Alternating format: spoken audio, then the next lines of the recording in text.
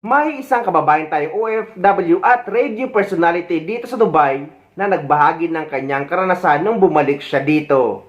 Dahil nga ginamit na niya ang OFW Travel Pass dahil yun na nga ang inanunsyo ng DMW na goodbye OEC na nga daw. Pero sa airlines ay nireject ang kanyang OFW Travel Pass at pinapunta nga daw siya sa OWA desk. At doon nga sinabi din na OEC pa rin ang hinahanap. At yun na nga nakalampas na siya sa airlines at pagdating naman sa immigration, kahit meron na siyang OEC ay sinubukan pa rin niyang gamitin or ipakita ang OFW Travel Pass. At eto na nga guys, kaya sa immigration ay nireject ang kanyang OFW Travel Pass dahil ang hinahanap nga daw ay printed OEC.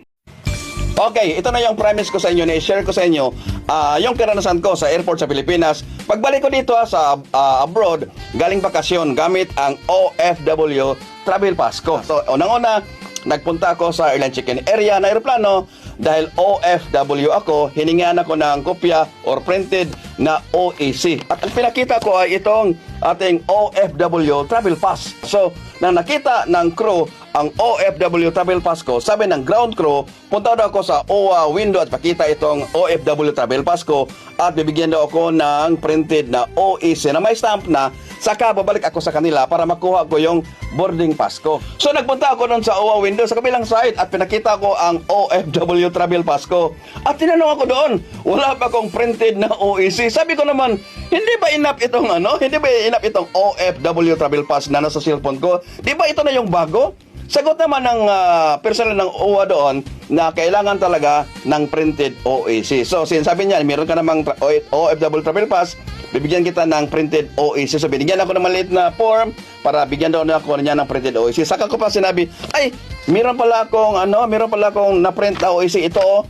So, sabi niya, ayun, yun. So, tinanggap niya at sabay hingi sa aking Emirates ID. At yun, inisampan niya at bumalik ako doon sa airline, chicken area, din saka pa binigay sa akin yung boarding pass. So dito na tayo sa pinaka-exciting na lugar, sa immigration area. So pagpunta ko doon, binigay ko agad yung passport ko, then hinahanap ang aking Overseas Employment Certificate, yung OEC, pero proud ako, ay ito, meron akong OFW Travel Pass, para malaman ko kung ano ang reaksyon nila. Kabayan, nako, ito yung sagot ng immigration officer. Hinahanap namin yung printed OEC. Kung wala ka, punta ka doon sa OWA window, kailangan may stamp galing sa kanila, yan po at tatanggapin namin. At sabi ko naman with conviction, di ba sabi ng DMW, ito na yung bago? Sagot naman ng immigration officer, yung printed OEC ang kailangan naming i-present mo. So, punta ka na doon, kukuha ka ng printed OEC, then may stamp, ipakita sa amin. So bigla kong binunot sa bag ko itong OEC ko, sabi ko, ito yung binigay sa akin, ito ba yun? Sabi ng immigration officer, yun pala yun ang tanggapin namin. So tinanggap nila, then tiningnan, saka pa ako pinapasok. So meaning, yung goodbye OEC na sinasabi ng DMW, sa ngayon ay hindi pa nagkatotoo. So kahit mag-present ka pa ng OFW Travel Pass, nido pa rin ng printed OEC. So para walang hassle, kung may time pa, ang advice ko sa inyo, magdala-dala ng printed OEC. So sa mga uuwi ngayong January, kahit paulit-ulit ko na pinapakita ang video na ito ang complete requirements pauwi sa Pilipinas at pabalik sa ibang bansa. Sa mga hindi pa nakakapanood.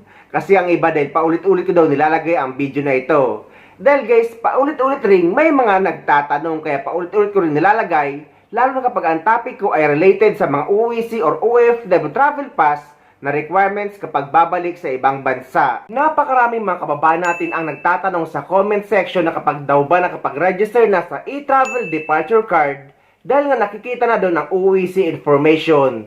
Kailangan pa rin daw ba kumuha ng OEC? Guys, paalala sa lahat na kailangan pa rin o required ang pagkuha ng OEC. At least 3 copy dahil yan pa rin ang hinahanap sa immigration. Kahit na meron ang bagong OFW Travel Pass na dapat na ipapalit sa OEC, pero OEC pa rin ang hinahanap sa airport. Kahit na sa pag-claim ng terminal fee, cash refund, ay OEC pa rin ang hinahanap, hindi OFW Travel Pass at kung ano pa man. Basta guys, kailangan nyo magdala ng OEC at least 3 copy kapag pupunta kayo sa airport kung isa kayong documented OFW. May nag-share ng isang kababayan natin OFW na kakabalik lang sa abroad na may mga nakasabayan daw siyang mga OFW din na hindi nabigyan o hindi nakakuha ng terminal fee cash refund dahil nga walang hard copy or printed copy ng kanilang UEC.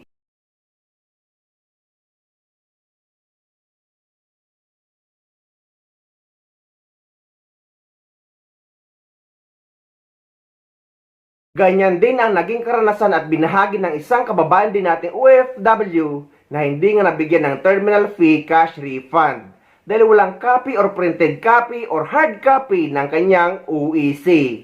Wala ka na makukuhang terminal fee pag pabalik ka ng abroad kung wala kang dalang hard copy ng OEC mo. Parang si Kuya dyan, nga. As in nga. Wala ako nakuha terminal fee kasi nga wala akong hard copy. Meron lang ako is yung PDF file ko. Which is kailangan pala. Kung magkiklaim ka ng terminal fee na 550 pesos, it's dapat meron ka may present na hard copy ng OEC mo. So, isa itong magandang paalala sa ating mga kababayan, regardless kung nasan bansa ka man papunta, basta OFW ka, dapat meron kang hard copy ng OEC mo para ma-claim mo yung terminal fee. Basta guys, lilinawin natin para hindi kayo nalilito. Di baling wala kayong OFW Travel Pass, basta meron kayong UEC at printed copy nito, ay walang problema. At kahit nga maayos na ang OFW Travel Pass nyo, ay UEC pa rin ang kailangan nyong kunin at ipaprint dahil UEC pa rin ang hinahanap sa airport, lalong-lalo na sa immigration. Sorry sa DMW sa sasabihin ko, dahil ang OFW Travel Pass ay isa lang pagulo. Sa mga hindi pa nakakapanood ng requirements update pauwi sa Pilipinas at pabalik sa ibang bansa para sa mga documented OFW ngayong January 2026. Eto guys, ang updated requirements ngayon pauwi sa Pilipinas at pabalik sa ibang bansa para sa mga kababayan nating OFW ay dati pa rin naman. Bagamat fully implemented na ang OFW Travel Pass ng DMW, ay sanay pa rin ng mga OFW sa paggamit ng UEC at kinikilala or in-honor pa rin ito sa immigration. At mas madaling kunin ng UEC dahil kapag may problema ka dito, ay pwede ka sumadya sa pinakamalapit na POA office or sa POA desk sa loob ng NAIA or Clark International Airport, pati sa Cebu International Airport. Hindi kagaya sa OFW Travel Pass na hindi naman nga lahat ng mga OFW ay maayos na ang kanilang account. At pati nga sa mga airlines kapag mag-claim ka ng terminal fee cash refund para sa mga OFW, ay UEC pa rin ang ino-honor nila or ang tinatanggap nila. Hindi pa ang OFW Travel Pass. Kaya dapat guys, UEC ang dadalhin nyo or ang kukunin nyo kapag pabalik na kayo sa ibang bansa para sa mga kababayan nating OFW, kagaya sa kapwa natin content creator na si Payong Kaibigan, nakakabalik lang din sa abroad na pumunta sa DMW para kumuha ng UEC. Yes guys, dito sa DMW sa Ortigas, libre na po ang magpa-xerox at magpa-print. Gaya ko, na meron na po akong UEC, isend nyo lamang po dito sa kanilang email address, dmwprintingservice@gmail.com, at ni-print po ako ng OEC 3 copies. Ayan, 3 copies ng OEC. Dati guys, kapag kukuha po kayo dyan sa may cafeteria, 40 pesos po per page yung OEC. Ngayon, libre lamang po dito. Kaya good job po sa ating DMW. So, ang mga kailangan kapag uuwi sa Pilipinas ay ang inyong passport, ticket, at e-travel arrival card registration. Para naman sa mga OFW na magagaling sa mga bansa na may tinatawag na exit visa, ay kayo ang nakakaalam yan kagaya sa Saudi Arabia, Taiwan at iba pa. Dahil requirements yan sa bansa na panggagalingan nyo, hindi naman sa Pilipinas. Dahil dito sa United Arab Emirates at sa iba pang mga bansa, wala namang tinatawag na exit visa kapag uuwi kayo sa Pilipinas. So, ang kailangan pa uwi sa Pilipinas ay ang inyong passport, ticket at e-travel arrival card registration. Kailangan nyo mag-register sa e-travel 3 days bago ang flight nyo. Pero pwede kayo mag-register kahit anong araw basta sa loob ng 3 days bago ang flight nyo. Dahil may mga OFW na binibigay ang ticket ng kanilang employer sa mismong araw ng flight nila at nasa airport na sila. So kahit nasa airport kayo ay pwede pa rin kayo mag-register sa e-travel hanggat hindi pa kayo nakakapag-check-in. Additional requirements naman para sa mga OFW na may employment changes. For example, mga OFW nag-change employer, nag-change job site, nag-change company name kahit pareho pa rin ng owner, nag-change position, at yung mga babae na napalitan ng apelyido sa visa, passport at kontrata. Pati yung mga OFW na galing sa visa na nakahanap ng trabaho sa ibang bansa at nag-employment visa sa ibang bansa. Kailangan nyo magpa-verify ng inyong kontrata sa polo office sa bansa kung saan kayo nagtatrabaho bago kayo umuwi sa Pilipinas para makakuha kayo ng updated UAC sa POA. Dahil guys, kapag wala kayong polo verified contract na umuwi kayo sa Pilipinas na mayroon kayong employment changes, ay posibleng hindi kayo makabalik. Ngunit sa mga dati ng documented OFW, meaning dumaan ka sa DMW, PDOS, OWA at sa mga manpower agency na pumunta sa ibang bansa at dati na kayong may UWC at uuwi, babalik muli sa parehong employer at yung mga OFW na dati na nakapag-verify na kontrata na isa sa mga nabanggit kong may mga employment changes.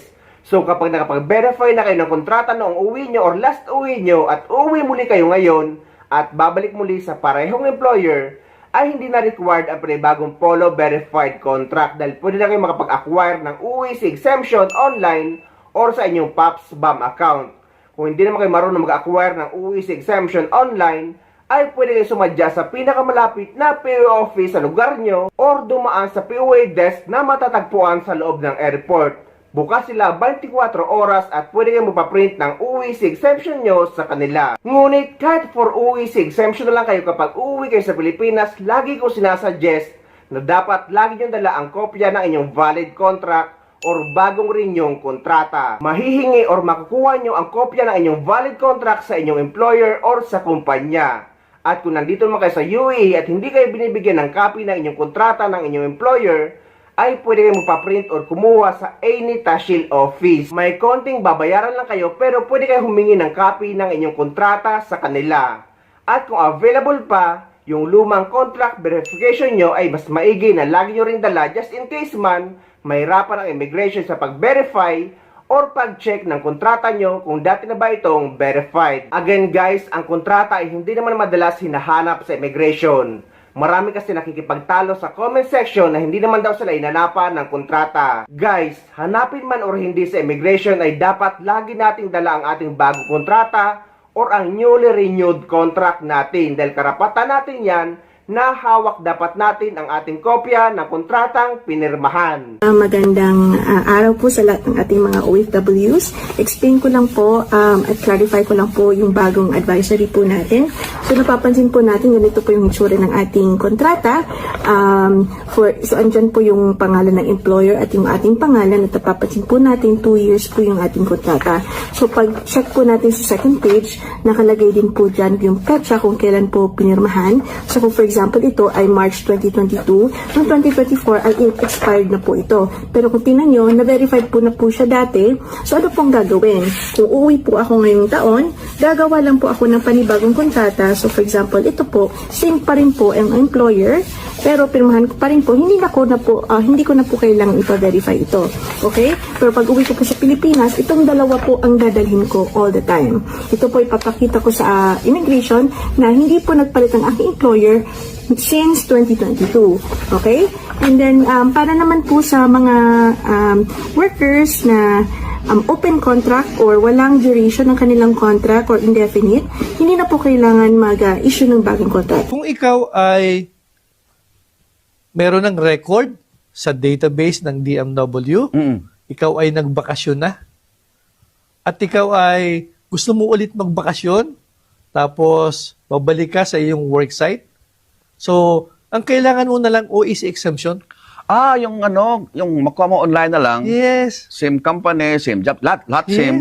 Ito na yon. Oo, so hindi mo na kailangan magpa-verify ng contract kung ikaw ay returning to the same employer na may record ka na. Okay. OEC exemption ng online, kahit sa Pilipinas mo nakuhanin ito, pwede mo nang makuha ang OEC. Kasi yung iba sir na misinterpret kasi nila na pag sinabing exempted ako sa OEC, so hindi na ako kailangan kukuha pa rin. Yes, so Online. Online lang na yung proseso mo. Sa mga OFW naman na pabalik sa ibang bansa, ang mga kailangan ay e-travel departure card registration. Again, ang pagre-register sa e-travel, pauwi man sa Pilipinas o pabalik sa ibang bansa, ay 3 days bago ang flight nyo. Kahit anong araw basta sa loob ng 3 days, bago ang flight nyo ay pwede na kayo mag-register sa e-travel. Number 2, ang inyong UEC or UEC exemption.